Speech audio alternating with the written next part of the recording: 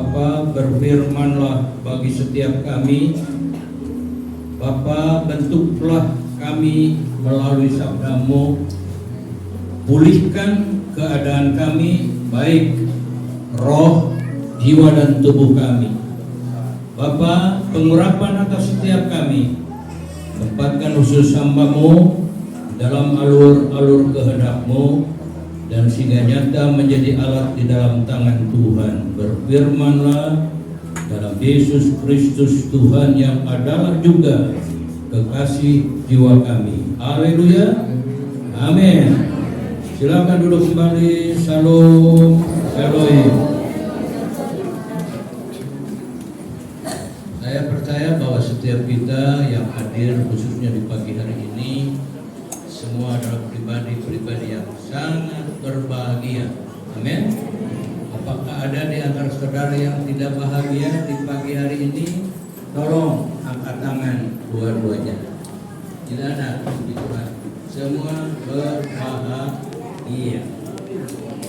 Baik, saudara-saudaraku yang kasih dalam Tuhan, pada kesempatan ibadah Natal di pagi hari ini, kita bersama-sama bersekutu terlebih dahulu di dalam sabda Tuhan dan renungan pada ibadah Natal di pagi hari ini diambil dari Lukas pasal yang kedua ayat 8 sampai dengan ayat yang ke-10.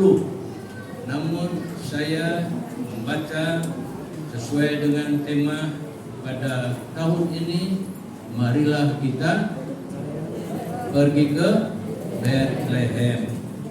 Itu ditulis di dalam pasal 2 Lukas ayatnya yang ke-15.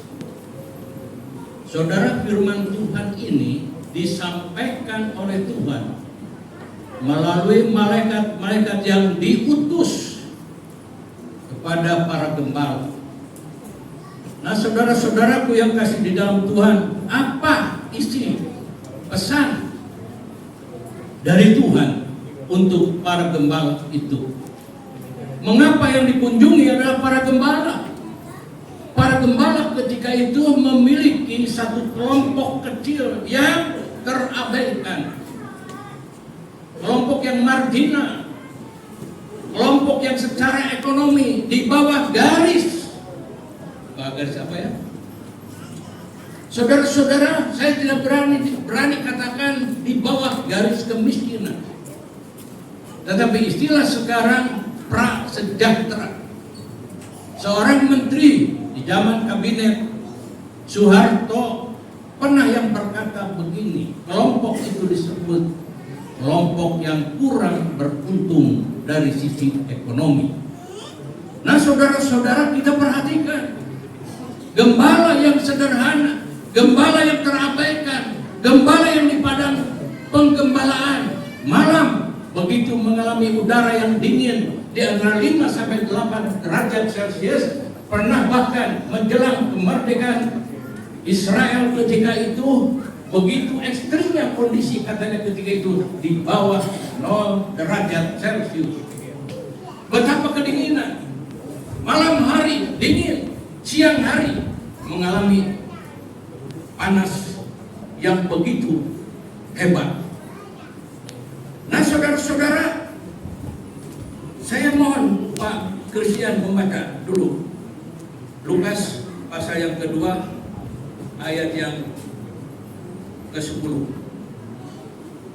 Lukas 2 ayat 10. Lalu kata malaikat itu kepada mereka, jangan takut, sebab sesungguhnya aku memberitakan kepadamu kesukaan besar untuk seluruh bangsa. Nah, ini yang pertama, mengapa mereka ke Bethlehem? Tadi malam Pak Eri sudah mengatakan Bethlehem itu adalah berbicara tentang rumah roti, hukum kelimpahan. Nah, sekarang alasannya mengapa harus ke Bethlehem? Tadi dikatakan karena Allah memberikan kesukaan yang sangat besar. Jadi Natal harus ditandai dengan kesukaan yang besar.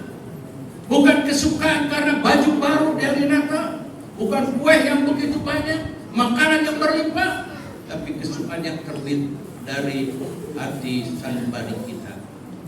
Kesukaannya bukan karena kekuatan kita, tapi yang bersumber daripada Tuhan. Itulah kekuatan yang sejati.